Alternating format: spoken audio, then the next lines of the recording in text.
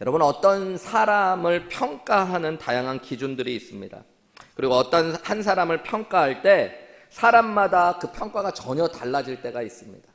어떤 사람은 참 그분의 행동, 그분을 보면서 참 훌륭하고 좋은 분이라고 이야기하는 반면, 또 어떤 다른 사람은 그분에 대하여 별로 좋지 않은 평가를 할 때가 있죠. 누구가 평가하느냐에 따라서 사람의 평가는 달라져요. 근데 여러분, 우리의 인생을 누군가 평가한다면 어떠실 것 같으세요? 사람들이, 교회분들이, 아니면 목사님이 여러분의 모습을 진짜로 평가해야 된다면 어떻게 평가하실 것 같으세요? 좋은 평가를 좀 받으시겠어요, 여러분? 학교를 다닐 때 학생이 내 기분도 중요하지만 내가 어떤 평가를 받을까를 아는 것 중요합니다. 그게 나 자신에 대한 객관적인 본질이기 때문입니다. 우리의 인생에 여러분, 궁극적인 평가는 누가 하셔야 될까요? 하나님. 여러분, 그런 생각 해보셨어요? 하나님이 내 삶, 내 행동을 어떻게 평가하실까? 이런 거 생각해 보신 적 있으신가요? 지금까지 여러분 삶을 그래도 살아오셨잖아요. 하나님께서 여러분의 삶을 어떻게 평가하실 것 같으세요? 지금 오늘 예배하는 여러분의 모습을 어떻게 평가할 것 같으신가요? 오늘 하루의 여러분의 삶을 하나님이 뭐라고 평가하실까요? 여러분, 이거 생각보다 중요한 질문들입니다. 아무 생각 없게 사신 분들도 계실지 모르겠지만 여러분, 우리 오늘의 삶을 돌아보면서 하나님의 평가가 어떨지, 그것이 진짜 궁극적인 평가이기 때문이에요. 여러분, 한 번쯤 생각해보는 것들이 아니라 진짜 우리가 생각해야만 하는 것들, 그게 하나님이 나를 어떻게 보실까? 목회자로서 우리 교인들이 나를 어떻게 보느냐 참 중요하지만 하나님이 어떻게 보느냐가 제일 중요한 거죠. 우리 교회 교인들이 저를 다 형편없다고 해도 하나님이 잘하였도다 착하고 충성된 종이라고 말씀하시면 되는 겁니다. 반대로 사람들이 다 여러분을 훌륭한 사람처럼 볼지 몰라도 하나님께서 여러분을 잘못되었다고 책망하시면 여러분, 우리의 인생은 부족한 인생이 되어지는 거예요. 그래서 교회와 성도들은 한 가지 소원을 가져야 돼요. 하나님 앞에서 인정받고 칭찬받기를 원하셔야 됩니다. 나의 행동, 나의 삶, 나의 생각을 하나님이 칭찬하시도록, 인정하시도록 여러분 애쓰셔야 돼요.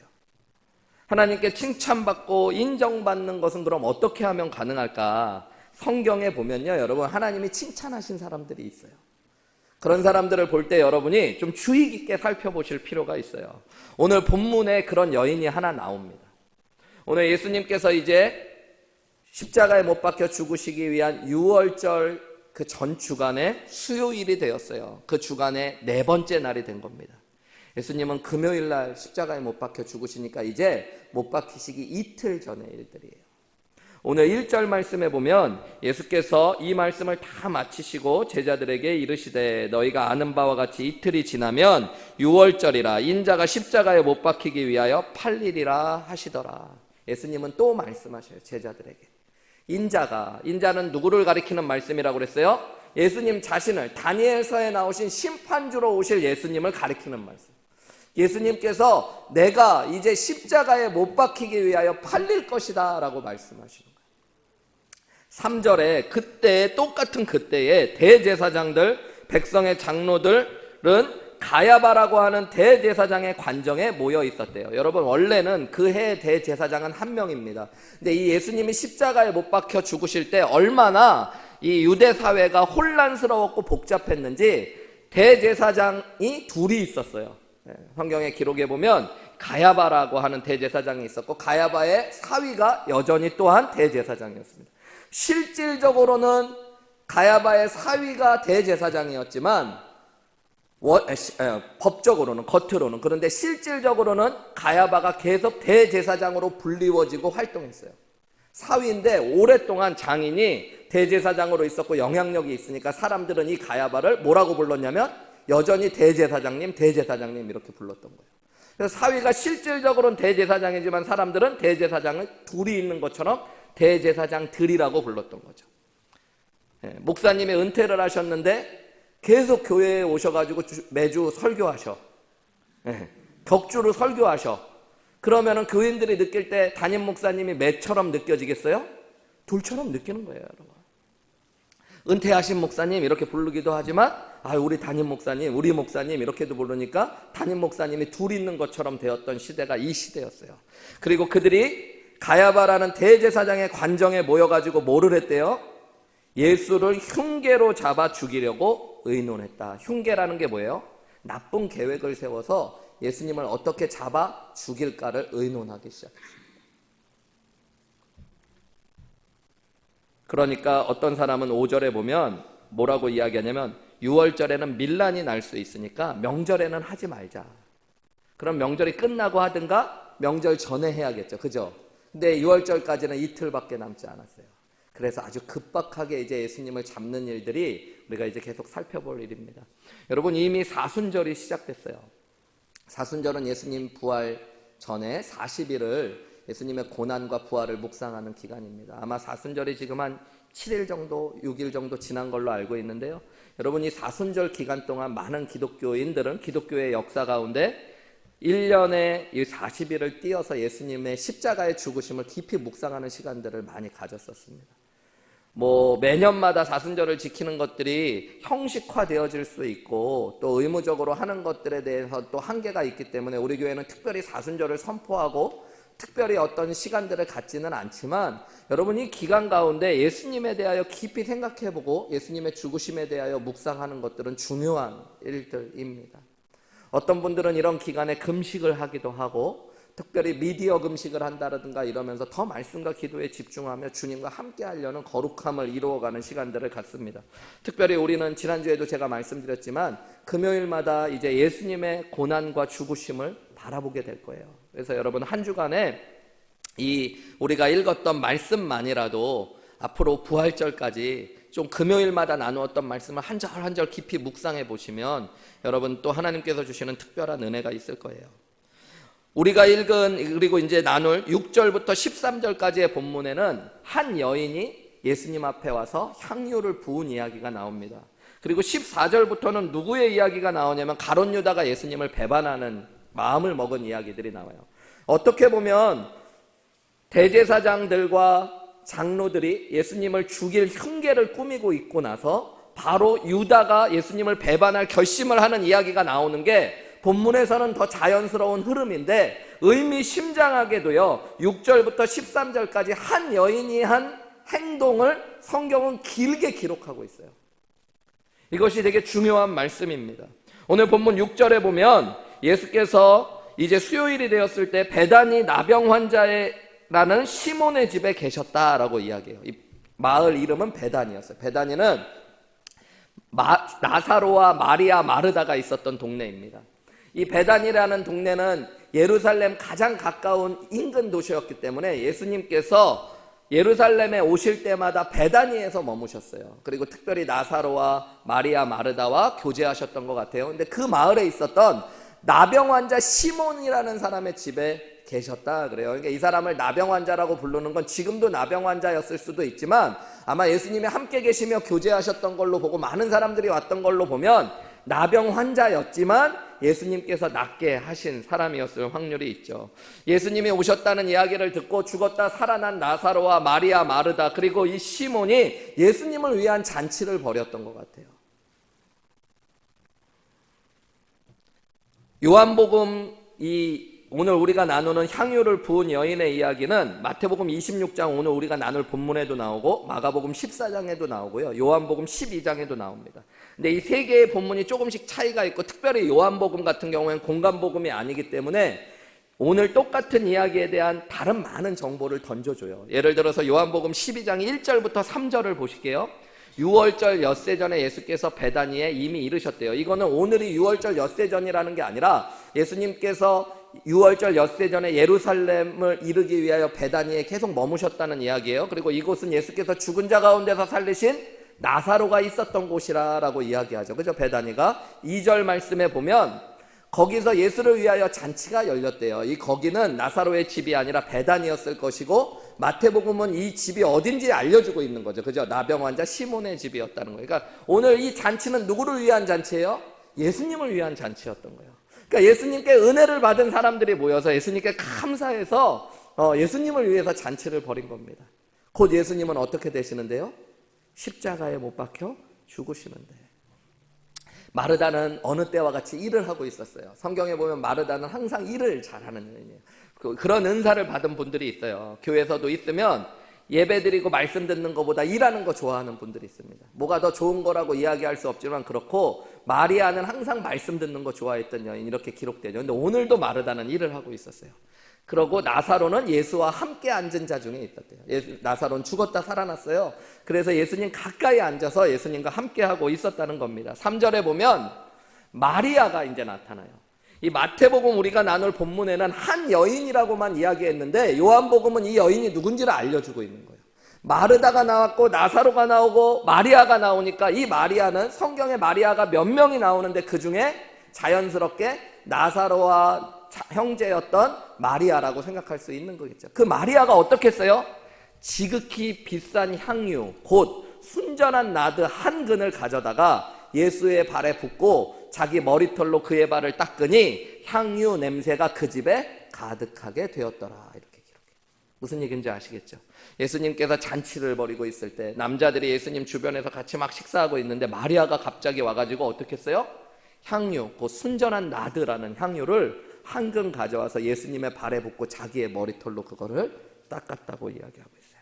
다시 마태복음으로 돌아오시면 7절에도 똑같은 말을 하고 있어요. 한 여자가 매우 귀한 향유 한 옥합을 가지고 나와서 식사하는 예수의 머리에 부었다. 여러분, 차이가 있죠? 요한복음은 어디다 부었다고 그랬어요? 발에다 붓고 발을 머리로 씻었다고 그러는데, 이 마태복음에는 머리에 부었다라고 이야기해요. 뭐가 맞는 걸까요? 뭐 어떤 비판적으로 성경을 보는 분들은 이래서 성경에 문제가 있다 그러는데, 여러분, 제 생각에는 머리에도 붓고 발에도 부었을 수 있는 거죠. 근데 요한복음은 발에 부었다는 걸 강조하고 있는 이유는 이 여인이 머리로 예수님의 발을 씻기우는 행동을 했기 때문입니다. 우리가 이미 성경을 통해 여러 번 나누었는데, 발을 씻기워진다는 거, 우리가 조금 이따 또 우리가 몇 주 뒤에 나누겠지만, 예수님께서 제자들의 발을 씻기우세요. 이 발을 씻기웠다는 건 여러분 특별한 일이에요. 발은 누가 씻기우는 거예요, 여러분? 종이, 누구의? 주인에게 하는 행동이었어요. 그죠? 그래서 예수님께서 제자들의 발을 씻기울 때 베드로가 뭐라고 그래요? 선생님이 어떻게 제자의 발을 씻기우십니까? 그렇죠. 근데 이 여인은 지금 예수님의 발을 씻기웠다고 요한복음은 강조하고 있는 거예요. 이 향유가 얼마나 귀한 것이었는지 7절 말씀에 보면 매우 귀한 향유 한 옥합이래요. 옥합이 뭐냐면, 여러분, 옥으로 만든 조그만 병을 이야기할 때 옥합이라고 불러요. 옥도 귀한 거겠죠. 근데 옥으로 만든 병 안에 들어있는 귀한 향유, 요한복음에는 그것이 순전한 나드였다라고 그래요. 그러니까 나드라는 것이 인도에서 나오는 고급 식물에서부터 뽑아내는 향수예요. 향수, 기름인데 향기가 나는 향수. 근데 그게 순전하다는 얘기는 그거를 정제한 거예요. 그러니까 정말 고급인 거예요, 여러분. 나중에 말씀해 보면 알겠지만 8절에 보면은 제자들이 보고 분개하여 이르되 무슨 의도로 이렇게 허비하느냐라고 이야기해요. 이것을 비싼 값에 팔아 가난한 자들에게 줄 수 있었겠도다 라고 이야기하는 거예요. 제자들이. 이 너무 비싼 거였던 거예요. 요한복음으로 돌아가 보면요, 여러분, 요한복음에는 4절과 5절 말씀에 보시면요, 제자 중 하나로서 예수를 잡아줄 가룟 유다가 이야기했다고 이야기해요. 제자들이 여러 명이 분개했는데 그 중에 가룟 유다가 이런 말을 했다는 거예요. 뭐라고 이야기했냐면, 이 향유를 어찌하여 300데나리온에 팔아 가난한 자들에게 주지 아니했느냐 그래요. 그러니까 이 향유가 보통 얼마 정도 값이었다는 거예요? 300데나리온이었다고 요한복음이 알려줘요. 저랑 성경 공부 여러 번 하고 설교 때 제가 만약에 1데나리온이 얼마 정도의 가치라고 그랬어요? 하루 노동자의 품삯. 그럼 여러분, 아침부터 저녁까지 하루 종일 일하면 요즘 얼마 정도 버는지 모르겠지만 뭐 평균이니까 100불 정도라고 한번 생각해 볼게요, 여러분. 뭐 많이 잡은 것도 아닐 수도 있고 너무 적게 잡은 것도 아니고 100불 정도 하루에 버시는 분들이 있겠죠, 그죠? 아침 한 10시간 일하면 원래는 최저임금 시간당 13불이니까 100불 넘어야 되는데 10시간, 8시간 일한다고 하면 100불로 치면, 여러분, 100불이 한 데나리온이면 300데나리온은 얼마예요? 계산이 되게 어려우시죠, 항상. 100에다 300만 곱하시면 되는데 3만 불. 3만 불짜리 향수. 여러분, 혹시 바르시는 분 계신가요? 300불짜리는 발라도 3만 불짜리는 어려운 거죠. 근데 그거를 한 번에 예수님 앞에 다 부어버린 거예요. 예수님께서 성경에 보면 이 300데나리온의 가난한 자들에게 팔 수 있다라는 가룟 유다의 대답을 들으시고 너 그걸 계산 잘못했다 이런 말 안 하시는 거 보니까 이게 실제로 300데나리온의 가치가 있었을 확률이 많이 있어요.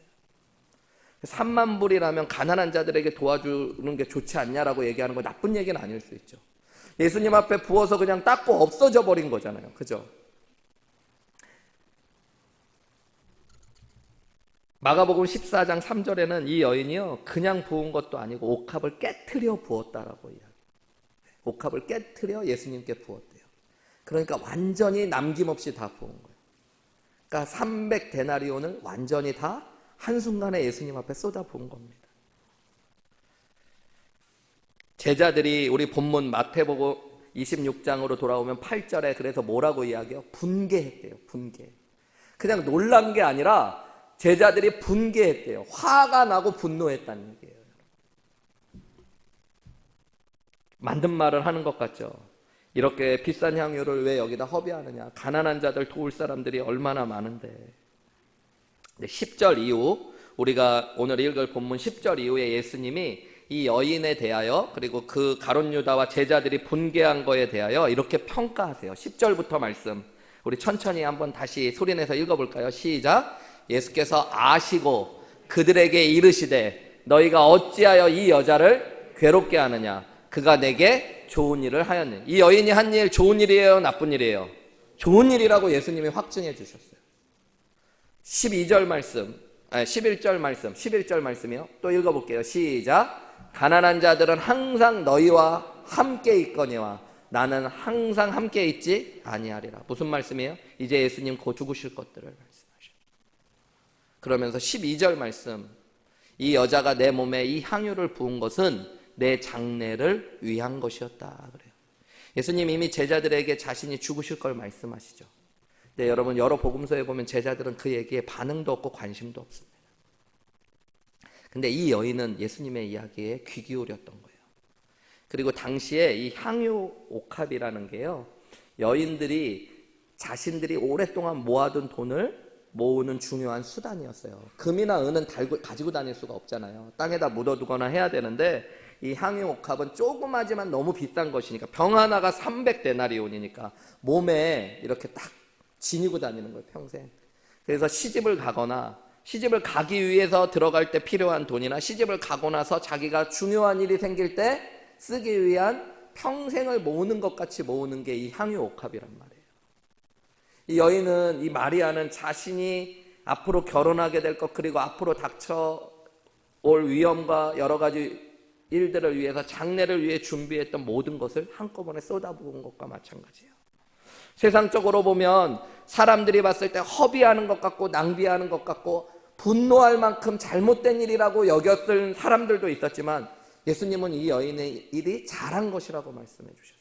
그리고 예수님의 장례를 준비하는, 실제로 장례를 할 때 시체가 썩잖아요. 유대사회도 건조하지만 또 더운 곳이기 때문에 시체가 썩은 냄새가 나기 때문에 시체를 처리하기 위해서는 덜 썩기 위한 여러 가지 것들을 쓰고 모량, 유약 이런 것들을 바르지만 그 중에 중요한 게 향유를 바르는 겁니다.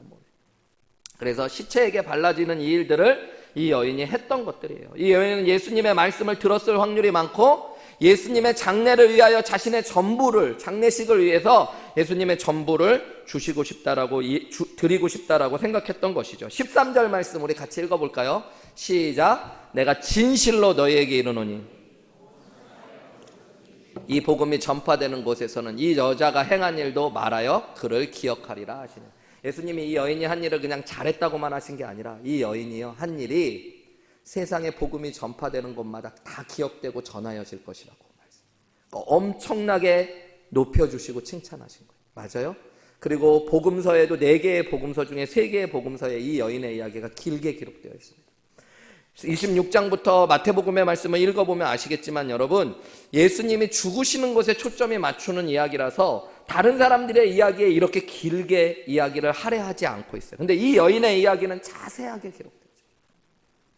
이 일을 예수님이 진짜로 인정하시고 칭찬하셨다는 거예요. 여러분, 오늘 본문의 말씀을 보면서 우리가 몇 가지 생각해 봐야 될 게, 어떻게 하면 나의 행동, 내 모습이 예수님 앞에 칭찬받고 인정받을 수 있을까? 첫 번째로 우리가 좀 생각해 볼 수 있는 건 여러분, 사랑이라는 동기로부터 일이 시작될 때 예수님이 칭찬하시는 거예요. 여러분, 오늘 이 여인이 왜 이런 일을 했을까요? 그런 거 생각해 보셨나요, 여러분? 왜 했을까요? 예수님을 사랑했기 때문일 거예요. 여러분, 이제 예수님이 곧 십자가에 못 박혀 죽으신다는 얘기를 듣고 예수님을 위하여 어떤 사람들은 잔치를 벌이고 시간을 버리는데 자신도 무언가를 드리고 싶었다는 마음이 들었을 것이고, 그래서 그 예수님을 위해서 자신이 할 수 있는 가장 귀한 것을 드리고 싶다라는 생각이 든 거죠. 여러분, 이 나의 가장 귀한 걸 드리고 싶은 마음이 드는 것, 어떤 마음일까요? 사랑하는 마음입니다. 가룟 유다를 비롯한 제자들은 지금 가난한 자들에 대한 이야기를 해요. 틀린 얘기 아닙니다, 여러분. 가난한 자들을 돕는 건 좋은 일이죠. 그리고 300데나리온은 큰 돈이니까 많은 사람을 도울 수 있죠. 그러면서 막 분노하고 있어요. 그런데 여러분, 재미있는 게 요한복음 12장 6절에는 그들의 중심을 예수님이 아셨다고 그래요. 요한복음 12장 6절에는 뭐라고 표현되어 있는지 아세요, 여러분? 이렇게 말함은 가난한 자들을 생각함이 아니요 그는 도둑이라 돈깨를 맞고 거기 넣는 것을 훔쳐가는 자였다고 얘기해요. 가룟 유다는 뭐를 좋아했던 사람이에요? 돈이요. 그래서 예수님의 돈을 공동 관리하면서도 돈을 훔쳐갈 정도의 사람. 그래서 지금 가난한 자들을 생각해서 하는 얘기가 아니었대요. 그거 예수님 앞에 드렸으면 내가 훔쳤을지도 모르겠는데. 여러분, 중심이 예수님이 보시는 자리예요. 오늘 우리가 예배하는 모습을 하나님이 인정하시느냐 칭찬하시느냐 할 때 여러분, 예수님이 제일 먼저 보시는 게 어딜까요? 내 중심이에요. 내 중심. 내가 좀 졸더라도 내 마음의 중심에 예수님을 향한 사랑이 넘쳐. 그래서 졸고 나서도 너무 죄송해. 여러분, 주님이 그거는 기뻐하실 거라고 믿습니다. 근데 막 눈물 흘리고 두 손 들고 찬양하고 기뻐하고 남들이 보면 다 은혜 받은 것 같은데, 보면은 내 감정의 정화를 위해 예배하고 마음의 중심에는 예수님을 사랑하는 마음이 없어. 내 삶에 문제가 있어서 어려움이 있어서 그 문제 해결해 달라고 주님 앞에 애 때문에 우는 거고 돈 때문에 우는 거예요. 여러분, 그 중심은 하나님께서 칭찬하시는 자리가 아니라는 거예요. 가룟 유다 얼마나 계산적이에요. 여러분, 이게 얼마짜리인지 써있지 않았을 거 아니에요. 그런데 그게 300데나리온인지 딱딱한 그런 사람들이 있어요. 교회 일할 때 계산이 엄청 빠른 분들, 맨날 돈 생각하시는 분들. 여러분, 교회는 계산으로 움직여지는 곳은 아니에요. 내가 주님 앞에 무언가를 드리고 헌신할 때 여러분, 계산한다는 건 내 중심이 주님을 돈보다 사랑하지 않는다는 것을 이야기하고 있는 겁니다. 나도 모르게. 가룟 유다와 제자들은 사실은 예수님의 죽으심을 듣고도 예수님께 반응하지 않아요. 예수님을 사랑하지 않았던. 근데 돈에는 막 분노해요. 예수님을 누가 잡아 죽인다고 하면 여러분, 누가 도대체 예수님을 잡아 죽입니까? 내가 가만히 있지 않겠습니다. 저는 너무 화가 납니다. 이래야 될 것 같은데 그런 이야기는 아무 반응도 안 하다가 300데나리온의 향유가 깨지는 것에는 분노하는 것. 여러분, 그 중심이 아무리 가난한 자들을 향한 이야기처럼 포장했을지 모르지만 하나님은 중심을 보신다니까요. 여러분, 우리가 사무엘상의 말씀 요즘 새벽마다 묵상하고 큐티하고 있는데, 여러분, 하나님께서 다윗을 기름 부으실 때 뭐라고 말씀하셔요? 외모를 보지 말라고 그러셔요. 나 여호와는 사람과 같지 아니하니 나 여호와는 중심을 살피는 분이라. 이게 중요한 말씀이에요. 여러분, 이 여인이 예수님께 칭찬받았던 것, 무엇보다도 예수님께서 그의 중심을 보셨기 때문인 줄 믿습니다. 이 여인이 이게 아까운 줄 몰랐을까요? 누구 건데요, 여러분? 이 여인 거예요. 이 여인이 이것을 피눈물 나게 모았을지 몰라요, 여러분. 저희 큰애가요, 이제 대학교도 가고 그러니까 아르바이트를 많이 해요. 예. 목회자가 이렇게 넉넉한 게 아니니까 저희 아이가 여기 이제 TWU라는 학교에 이제 프리너싱 이제 공부를 하러 왔다 갔다 하는데, 기숙사 생활을 안 하고 코로나 이후부터는 집에서 통학을 하게 해줘갖고 차가 필요하니까 차를 사달라고 그러는 거예요. 작년 8월에 이제 7월에 차가 필요한데 중고차 값이 그때 너무 새 차보다 더 비쌀 때였어요. 그래서 중고차는 또 목돈을 들여서 사야 되니까 사줄 아빠가 여력이 없다. 근데 만약에 네가 차값에 매달 페이먼의 반을 내겠다고 그러면 아빠가 새 차를, 제일 싼 새 차를 찾아가지고 사줄게. 그리고 다운 페이먼 하는 것들 아빠가 내주고 매달 페이먼의 반, 기름값은 네가 내고 보험료도 네가 내고, 그럼 아빠가 차를 사줄게. 그렇게 얘기해요. 그래서 얘가 차를 샀어요. 그러고 이제 차를 타고 이제 왔다 갔다 해요. 제가 이제 매달 뭐 100몇십 불 내주고 얘가 100몇십 불 내고 차를 타는 거예요. 근데 이제 보험료를 내야 되잖아요. 이제 올해 처음 차 살 때는 보험료도 아빠가 좀 내줬고 몇 개월이니까 이제 올해 1년치 보험료가 나왔는데, 얘가 나이도 어리고 새 차고 그러니까 2,000불이 넘게 보험료가 나오는 거예요. 1년에. 예. 근데 지가 내기로 했잖아요. 내야 되잖아요. 예. 아빠는 돈도 없고 그냥 네가 내야 된다 얘기했더니 지가 통장에서 이제 그동안에 아르바이트 하면서 열심히 모았던 돈이 얼마 있는지 전 잘 몰랐거든요. 근데 그거를 딱 보냈는데 1,500불을 보냈더라고요. 다 못 보내. 이게 다라고. 그리고 그걸 보내고요. 눈물을 뚝뚝 흘리더라고요. 그래서 제가 너무 놀래가지고, 야, 500불 덜 냈는데 너 왜 우냐?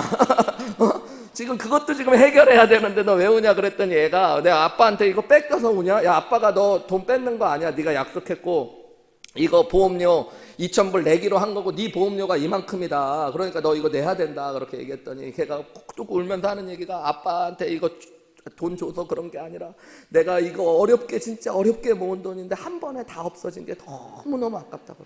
그럴 수 있겠죠, 여러분. 애가 몇 달 동안에 1,500불 모은다는 거 쉬웠겠어요, 여러분? 아르바이트 하면서 공부하는 애가. 근데 그 돈 한꺼번에 싹 없어진다고 할 때 그게 마음이 얼마나 허전하고 힘들었으면. 얘가 일주일에 4일씩 5일씩 막 몇 시간씩 밤 늦게까지 일하면서 번 돈인데, 여러분, 이 돈이 아까운 거 마리아가 몰랐을까요? 자신의 인생을 다 걸고 모은 돈일 수도 있는데요. 여러분, 마리아가 바보였기 때문에, 해픈 여인이었기 때문에 이럴 수 있었을까요? 아니요. 그만큼 예수님을 뭐 했기 때문일까요? 사랑했기 때문일 거예요. 여러분, 제 얘기가 뭔지 끄덕끄덕 이해하는 분들은 사랑을 해본 분들이에요. 근데 아직도 이해 못하는 분들은 사랑을 잘 안 해본 분들. 여러분, 한번 기억해 보세요. 사랑을 막 열렬히 사랑할 때 생각해 보세요. 시간이 아깝던가요? 같이 있는 시간이 막 아까워요, 여러분? 대화 나누면서 막 나 바쁜데 시간이. 사랑을 안 해본 분들이 그런 얘기를 하는 거잖아요. 여러분, 사랑을 하면 내가 그 사람한테 잠을 못 자면서 함께 해도 시간이 아깝지 않은 거예요. 그죠? 그게 사랑 맞죠? 나는 우리 교회 성도님들하고 있다 보면은 다들 정략 결혼하신 분들만 있는지, 부모님이 어렸을 때부터 짝지어 주셔가지고 그렇게 사랑하지는 않았는데 그냥 결혼하고 사랑 시작하신 분들 많이 계실 수 있죠. 예. 근데 여러분, 사랑하면 그 사람 위해서 무언가 사준 게 아까워요? 진짜 사랑할 때는? 아까워지면 문제가 있는 거예요, 여러분. 어느 순간부터 남편과 아내한테 뭐 쓰는 게 아까워지면 여러분 문제라고요. 목회하면서 가끔 부부들을 상담할 때가 있는데, 진짜 아내를 힘들게 하는 남편들이 아내 앞에서 계속 계산하는 사람. 여러분, 물론 낭비하면 안 되지만 남편이 아내 앞에서 뭐를 사고 뭐 할 때마다 돈 따지고 계산하고 그러면요, 여러분, 자기도 모르게 아내보다 돈을 더 소중하다는 걸 계속 이야기해주고 있는 거에 불과해요, 여러분. 마리아는 진짜로 예수님을 사랑했던 거죠. 그 중심을 예수님이 보신 거죠. 그게 허비하고 낭비하는 것일 수 있지만 예수님이 보시는 제일 중요한 자리가 여러분, 마음의 중심이에요. 예수님을 사랑하는 그 중심을 예수님은 가장 중요하게 보세요. 여러분, 우리가 예배할 때 하나님 앞에 어떤 헌신을 하고 헌금을 드릴 때 다 마찬가지예요. 헌금의 액수보다 예수님을 사랑하는 그 중심이 제일 중요합니다.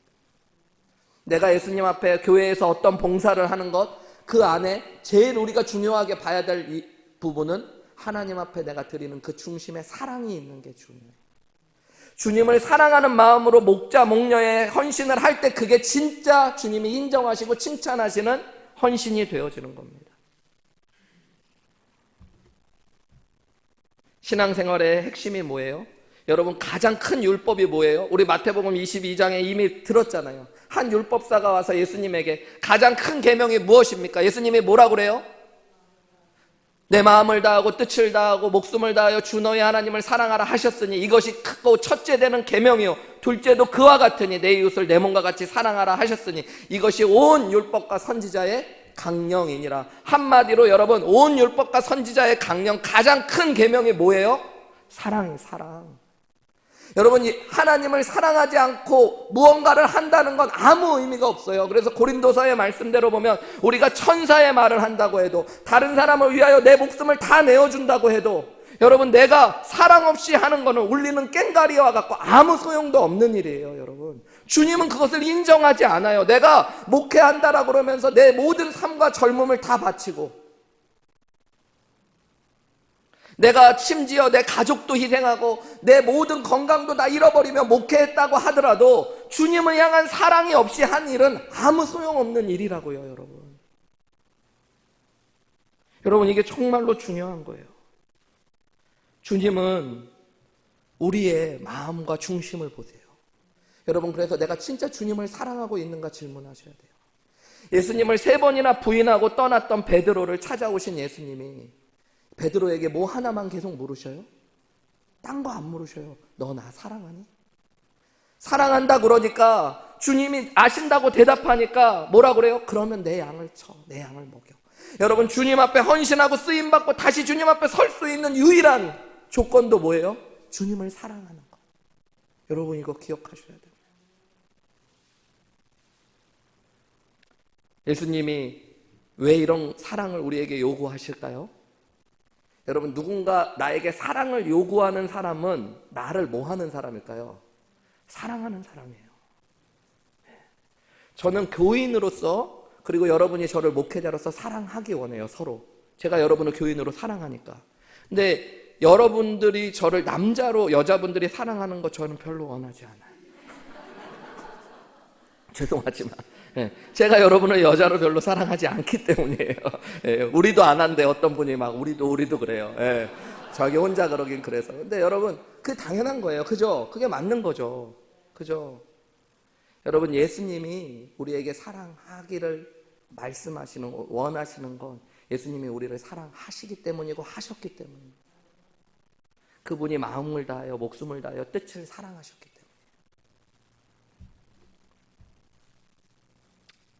나 같은 죄인까지도 자신의 목숨 바쳐 사랑하신 주님의 사랑을 우린 이해할 수 없죠. 그건 계산하는 거예요. 여러분, 예수님이 계산하셨으면, 생각하셨으면 하늘 보좌를 버리고 이 땅에 오셔요? 예수님은 자신의 전부를 비워내셨는데요. 종의 형체를 가지셨는데요. 자기의 생명까지 핏방울 한 방울 남기지 않고 우리를 위해 다 쏟아 부어 주셨는데요. 여러분, 예수님을 어떻게 사랑하고 있는지 내 중심을 돌아보셨으면 좋겠어요. 여러분의 마음의 중심의 동기에 예수님을 향한 사랑이 진짜 있으셔야 됩니다.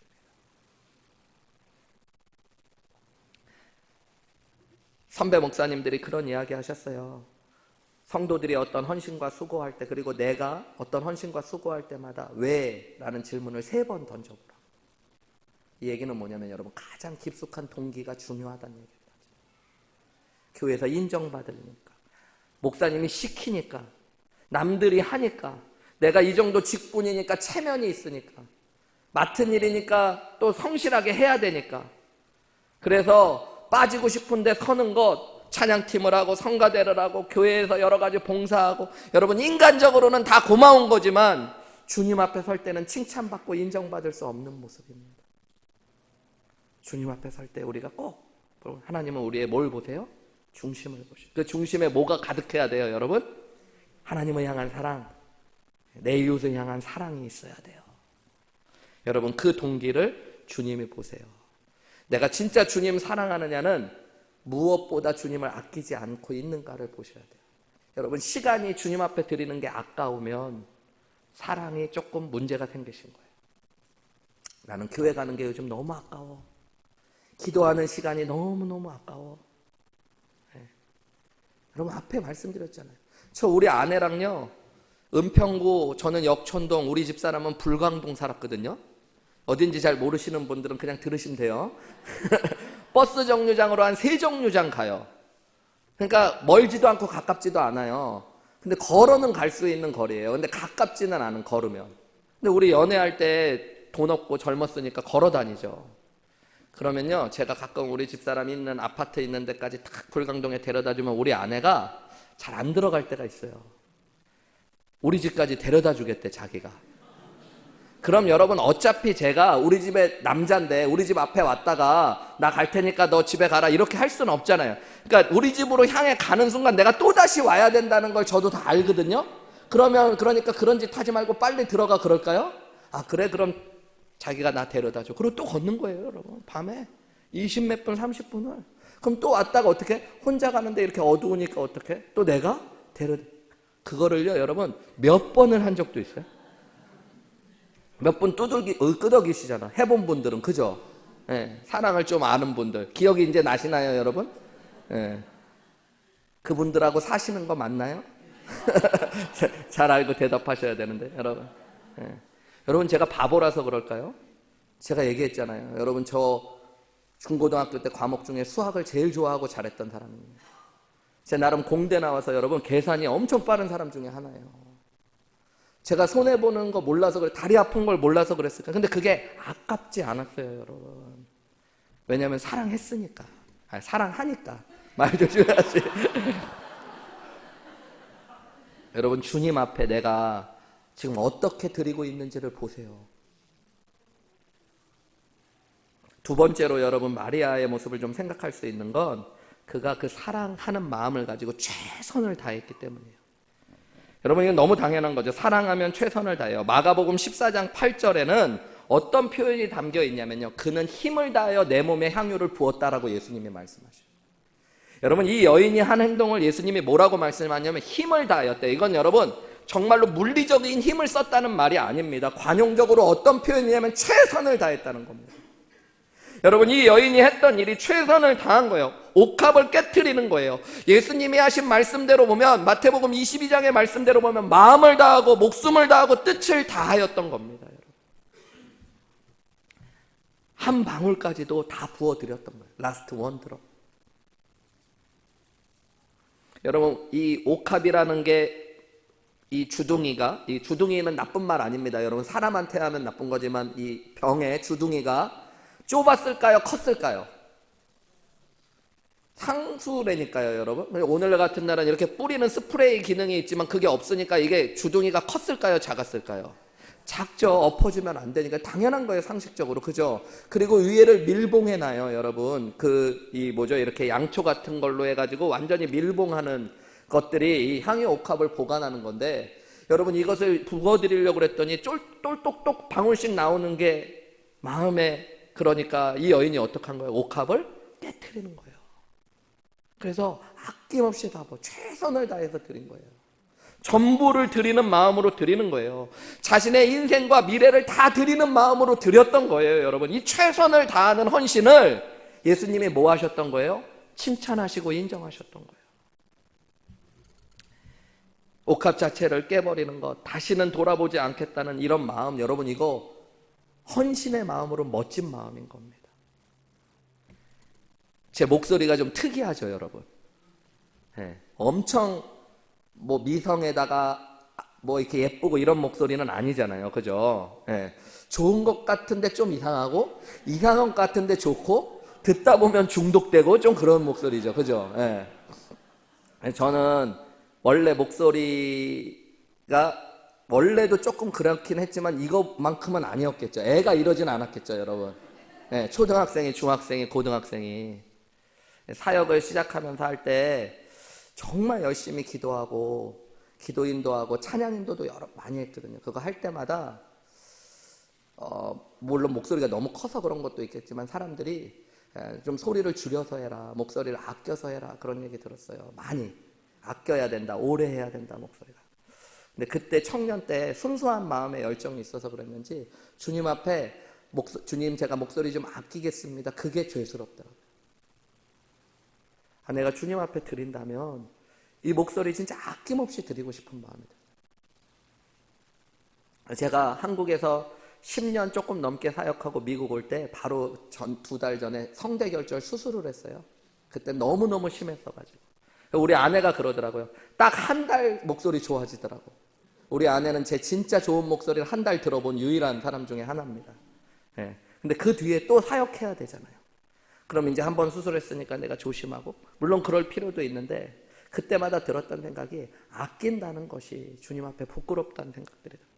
여러분, 어떤 분이 저한테 그러시더라고요. 제 자랑하는 것 같죠? 예, 조금 이해해 주세요, 여러분.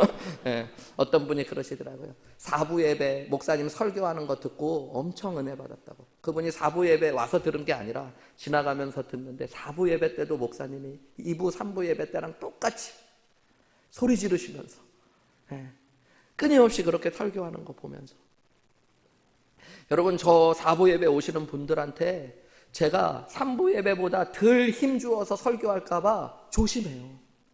하루 종일 일하시고 힘들게 예배 오셔서 그래도 최선을 다해 예배 드리는 분들한테 제가 저 3번 설교했으니까 조금 조용히 해도 이해해 주세요 이러는 게 죄송하기도 하고, 하나님 앞에 제가 아낌없이 남김없이 드리고 싶은 마음 때문에. 여러분, 그게 헌신인 거죠. 우리는 헌신이라는 말을 너무너무 쉽게 쓰면서 남기고 남는 거, 최선을 다해서 여러분 진짜 주님 앞에 쓰임받아 보신 적 있으세요? 주님 위해 내가 진짜 힘을 다해서 헌신해 보신 적 있으세요? 여러분, 물질을 진짜 넘치도록 드려보신 적 있으세요? 남들이 보면서 분노할 정도로, 아내나 남편이 보면서 이렇게 허비할 일이 있냐고 분노할 만큼 여러분 드려보신 적 있으세요? 있으신데 제가 드리는 말씀인 거 아니죠, 여러분? 여러분, 근데 그게 하나님 앞에 드리는 아름답고 인정받는 하나의 모습이지 않을까요? 어느 책에서 충격적으로 읽었던 한 선교사님의 이야기가 있습니다. 인도에서 사역하시는 미국 목사님의 이야기였는데요. 겐지스 강가에 한 여인이 2 아들을 데리고 강가로 나가는 것을 보았다고 그래요. 그 당시만 해도 이 겐지스 강에 어린아이들을 신에게 바치는 풍습이 있었던 거예요. 목사님은 직감적으로 저 여인이 2 아들 중 하나를, 아니면 둘 다를 겐지스 강에 신에게 제사를 드리려 한다는 것들을 알아가지고 그 여인에게 제발 그런 미련한 짓을 하지 말라고 이야기하는데 아무 쓸데가 없는 거예요. 듣지도 않는 거예요. 완강히 거부하면서. 아이들을 딱 봤는데 아이들이 다 너무 귀해 보이죠. 근데 한 아이는 진짜로 잘생기고 멋지게 생긴 아이가 하나 있고, 하나는 보니까요, 몸이 불구인데다가 시각장애를 가지고 있는 아이가 있더래요. 아무리 설득해도 소용이 없으니까 발걸음을 옮겨서 저녁 무렵에 시내를 걷다가 그 여인을 또 보았다고 합니다. 보니까 2 아이 중 하나가 보이지 않는 거예요. 한 아이를 드린 거죠. 가까이 가서 보니까 잘생긴 아이가 없어진 거예요. 시각장애에다 불구인 아이만 남아있는 거예요. 너무 놀라서 목사님이, 아니 신에게 바치는 것도 어리석은 건데 바치려거든 눈이 멀어 힘든 인생을 살아갈 아이에게 차라리 안식을 주듯이 주는 게 낫지, 멀쩡하고 그 잘생긴 아이를 바치고 그렇게 오면 어떡하냐고 이야기했더니 이 여인이 이런 이야기를 하더래요. 선생님, 미국 사람들은 어떤 신을 믿고 있는지 모르지만 우리는 우리가 섬기는 신에게 최선의 것들을 드리기로 약속하고 헌신합니다. 신께는 항상 가장 좋은 것을 드리는 겁니다 라고 얘기하더래요. 여러분, 저는 그 인도의 신이 누군지 정확하게 모릅니다. 그런데 아마 그 신은 죄인인 저와 여러분을 위해 이 땅에 인간의 몸을 입고 오시지도 않았을 것이고, 저와 여러분을 위해 십자가에 못 박혀 죽으시지도 않았을 거예요. 그저 두려움 가운데서도 사람들은 신을 위해 최선의 것들을 드리려고 몸부림쳐요. 모든 종교가요. 여러분, 근데 유독 기독교만은 보면 하나님이 전부를 주셨다고 이야기하면서 우리만큼 헌신과 정성을 덜 드리는 종교도 없습니다. 여러분, 어떻게 보면 우리의 모습을 돌아보셔야 돼요. 예수님이 이제 곧 십자가에 못 박혀 죽으셔요. 제자들은 다 자기들이 어느 자리, 높은 자리에 올라갈까만 생각하고 돈만을 생각하고 있어요. 그런데 이 한 여인은 주님 앞에 진짜 전부를 드립니다. 여러분, 이 헌신, 이 전부를 드릴 수 있는 최선의 모습들, 그것이 저와 여러분의 모습이었으면 좋겠어요. 정말로 주님이 저를 사랑하신다는 걸 복음 그대로 믿는다면 여러분, 주님 앞에서 최선을 다하시기를 주님의 이름으로 축복합니다. 예. 아이를 위해 최선을 다하는 것만큼 교회에서 아이들 가르치시는 우리 교회학교 선생님들 최선을 다해 주세요. 먹고 살기 위해 최선을 다하시는 것만큼 여러분, 교회를 위해서도 최선을 다해 보십시오. 마지막으로 여러분, 우리가 오늘 본문의 말씀을 통해 예수님이 칭찬하시고 인정하신 마리아의 헌신을 통해 우리가 하나 더 배울 수 있는 것은, 헌신에는 기회가 있다는 것들을 아셔야 돼요. 오늘 예수님이 7절에 중요하게 하시는 말씀이 있어요. 그게 뭐예요? 가난한 자들은 항상 너희와 함께 있거니와. 죄송합니다. 우리 여기가 말씀이 아니고요. 여러분, 그 11절 말씀이요. 11절 말씀, 11절 같이 읽겠습니다. 시작. 가난한 자들은 항상 너희와 함께 있거니와 나는 항상 함께 있지 아니하리라. 여러분, 이 말씀은 마태복음, 마가복음, 요한복음에 다 쓰여져 있는 말씀. 이게 무슨 얘기예요? 주님께 드리는 이 기회가 항상 있는 시간들이 아니라고 말씀하시고, 제자들은 그것을 놓치고 있는 거죠. 그런데 이 여인은 이것을 붙잡았습니다. 가난한 자들을 도우는 거 나쁜 거 아니지만 그거는 나중에도 할 수 있는 일이에요. 근데 예수님 앞에 드리는 헌신은 지금밖에 할 수 없는 것이었다는 것들을 말씀하시는 거예요. 여러분, 주님 앞에 쓰임 받는 것 항상 할 수 있는 일 아닙니다. 이 여인을 칭찬하실 때 가난한 자들은 항상 있거니와 나는 항상 있지 않은데, 이 여인은 힘을 다하여 그 시간을 붙잡았다라고 말씀하시는 거예요. 어리석은 사람은 항상 지나가고 나서 뭐뭐 할 걸, 뭐뭐 할 걸. 그래서 여러분, 지옥에 가면 껄껄껄껄 소리만 들린대요. 신방 가보면 꼭 그런 분들이 있어요. 상담을 하거나, 옛날에는 부자였는데 목사님, 그때 돈 있을 때 헌금 드릴 걸 그랬어요. 말이나 말지. 그죠? 건강할 때 봉사할 걸 그랬어요. 선교를 더 할 걸 그랬어요. 여러분, 아무 소용없는 거예요. 옛날이요. 지나간 건 다시 돌아오지 않는 거예요. 여러분, 그래서 내가 하나님 앞에 쓰이고 드릴 수 있을 때가 있을 때 집중하셔야 됩니다. 어떤 미국 목사님이 그런 이야기 하신 거를 들은 적이 있어요. 설교 때 예화로 얘기하면서 자기 교회에는 모든 교인이 다 11조 한대요. 근데 미국 교회가 그렇게 한다는 것도 특별한 거잖아요. 큰 교회 목사님인데, 그래서 어떻게 그렇게 하시나 설교에 제가 귀를 바짝 기울이고 들었더니 뭐라 그러냐면, 자기가 자발적으로 내는 사람들 30%, 나머지 70%는 주님이 알아서 떼가시는 분들. 여러분, 무슨 얘기인지 아시나요? 여러분, 하나님이 자기 건 알아서 가져가십니다. 여러분들이 11조 안 드리시잖아요. 어떻게든 세게 하셔서 주님이 병원비로 나가게 하시든 교통 법규를 어기게 하시든 해서 찾아가시는 하나님이시라는 얘기 한 거예요. 농담 같지만 여러분, 제가 왜 그런 얘기 했냐면, 여러분, 많은 분들이 이야기해요. 돈 잃고 나서 그때 헌금 좀 드릴 걸, 11조 좀 제대로 낼 걸. 여러분, 근데 그건 아무 소용없는 얘기예요. 지금 내가 할 수 있는 것들이 있다는 거 아시고, 지금 내가 쓰임받을 수 있는 게 기회라는 것들을 아는 것이 중요한 것입니다. 여러분, 많은 사람들은 하고 싶지 않은 거를 대단한 것처럼 포장해가지고 얘기하실 때가 있어요. 교회에서 헌금하자 그러면 교육이 중요하지, 돈이 중요해, 마음이 중요하지. 맞는 얘기 같죠? 근데 여러분, 돈 내자 그럴 때 그런 얘기 하시는 분은, 여러분, 교육이 중요하다는 얘기를 하는 게 아니라, 마음이 중요하다는 얘기를 하는 게 아니라 헌금 내기 싫다는 얘기를 하시는 거예요.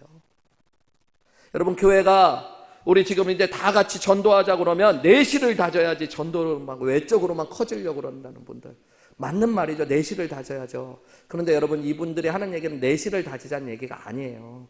전도하기 싫다는 얘기를 하고 계시는 거예요. 제가 목회하면서 느끼는 거예요. 교회가 건축하자 그러면 전도하자 그러고, 전도하자 그러면 선교해야 된다 그러고. 여러분, 다 맞는 얘기 같지만 하나님께서 우리에게 무언가 말씀하실 때 그게 내가 하나님 앞에 칭찬받고 인정받을 수 있는 기회이지 않을까 질문해 보셔야 돼요. 그리고 내가 칭찬받고 인정받을 기회라면 여러분, 최선을 다하실 수 있어야 돼요. 우리 이제 일주일 지나면 단기 선교 도미니카 가는 팀 있잖아요. 그럼 우리 여기 계셔서 그렇지만 방장로님, 권사님 이제 단기 선교 가신다고 그러니까 제가 마음이 기쁘면서도 기도가 절로 돼요. 우리 장로님 80대 중반에 단기 선교로 일주일 가시는데 아프시면 안 되는데 안전하게 잘 다녀오셔야 되는데, 그러니까 하나님이 저 기도 더 많이 하라고 장로님 보내시는 것 같아요. 그러면서 저는 그런 생각 들어요. 그거 사실 그동안에 한두 번 갔다 오신 것도 아니거든요. 그리고 이제 코로나 기간에 시간이 지나가지고 지금 이 시간에 가는 게 얼마나 힘들고 그러시겠어요. 놀러 가시는 것도 아니잖아요. 에어컨도 안 나오는 데서 수고하고 애쓰고 전도하러 다니시고. 그러면서 장로님 몇 번 이야기 나눌 때 장로님이 그러시죠. 목사님, 이번이 마지막일지도 모르는 마음으로 갑니다. 마지막까지 쓰임받고 싶다라는 말씀으로 들리더라고요. 그게 얼마나 아름다운 일들이에요. 그리스 신화에 있는 기회의 신이 있다고 그러죠. 앞에서 보면 앞머리가 무성한데 뒤에서 보면은 민머리인. 그게 무엇을 이야기하는 거예요? 기회라는 건 여러분, 앞에서 올 때는 잡을 수 있지만 지나고 나서는 아무도 잡을 수 없다는 걸 의미하는 거죠. 여러분, 하나님께서 우리에게 헌신과 또 무언가 드릴 수 있는 기회를 주시는 것 축복인 줄 믿으시기 바랍니다. 이 마리아가 예수님 앞에 칭찬받고 인정받을 수 있었던 것, 그것은 오늘 이 시간에 해야 될 전부를 드리면서 헌신할 수 있었던 기회를 잡은 여인이었기 때문이에요. 그래서 예수님은 이 여인이 여러분 복음이 전파되는 곳마다 그리고 땅끝 세상 끝날까지 기억되고 전파될 여인이라고 말씀하시는 놀라운 축복을 경험하게 된 거죠. 여러분 오늘 뜨겁게 예배하시기를 주님의 이름으로 축복합니다. 기도 이제 곧 할 거거든요. 여러분 어떻게 기도하실래요? 뜨겁게 주님을 사랑하는 동기를 딱 잡고, 내가 목 아끼지 마시고, 목사님도 성대결절이 걸려도 목회하신다고 그러는데 여러분 그냥 오늘 목 아끼고 기도하지 마시고, 뭐 아껴서 뭐 하시려고요. 여러분 목을 아껴야 될 특별한 이유가 있는 분들은 아끼셔도 돼요. 여러분 내가 꼭 노래를 내일 해서 중요한 뭐 리사이틀이 있거나 뭐 곧 음반 작업이 앞둔 분들이나 이런 분들은 그러지만, 여러분 그거 아니면 여러분 목 아끼셔서 뭐 하려고 그러세요? 남편한테 가서 소리나 지르고 바가지나 걸지. 열심히 오늘 기도하세요. 기도하세요.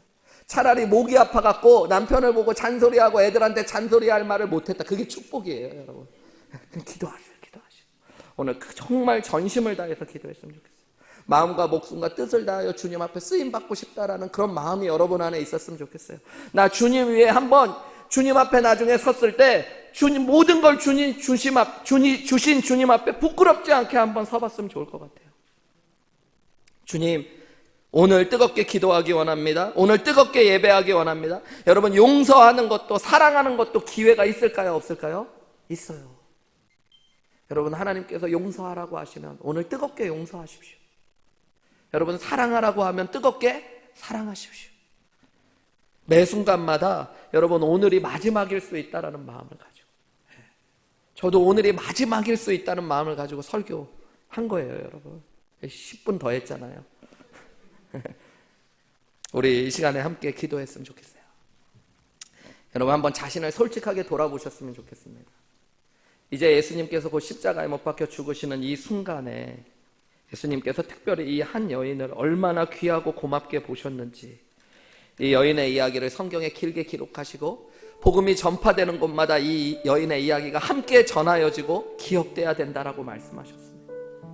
예수님의 마음을 정말로 움직였던 아름다운 여인이죠. 예수님의 사랑을 진짜 알아서 그 마음의 중심에 아낌없이 예수님을 사랑하고 전부를 드릴 수 있었던 여인, 예수님 앞에 드려야 될 때를 정확하게 알고 그 기회를 잡았던 여인, 그 믿음이 내 믿음 될 수 있게 도와달라고 우리 이 시간에 함께 기도했으면 좋겠어요. 우리 사랑하는 주님 앞에 우리 주여 한번 크게 외치시고 우리 함께 기도하며 나아가시겠습니다.